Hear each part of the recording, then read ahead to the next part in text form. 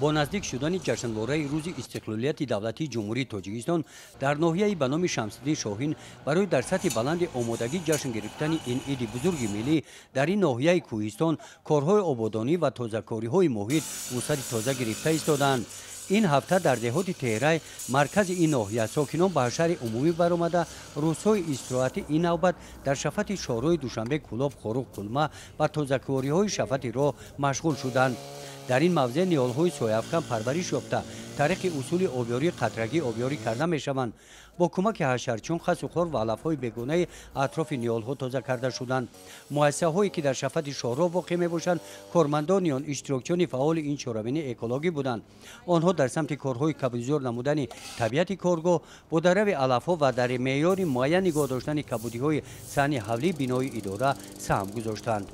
قریب هر روز شنبه در همین شورو از دهه خجالتون سر کرده تا درآمدگاه نه قریب هر هفته روزهای شنبگی گذرانده میشه. در شنبگی تمام مردمی اهالی مرکز ناحیه و این چین تشکیلات مسئولی که در مرکز ناحیه فعالیت دارن پورا به شهر میبرند. در این روز طریق این حشر دسته جمعانه مسافه زیاده از 1 کیلومتر شفت شهرها از علف‌های بیگانه و خودروی تازه کرده شدند.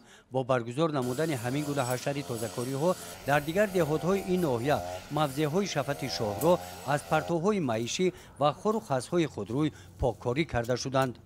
گزارش خواجه نظریف خدای نظر ظهوروف از ناحیه به نام شمس‌الدین شاهین برای برنامه اطلاعاتی نوید.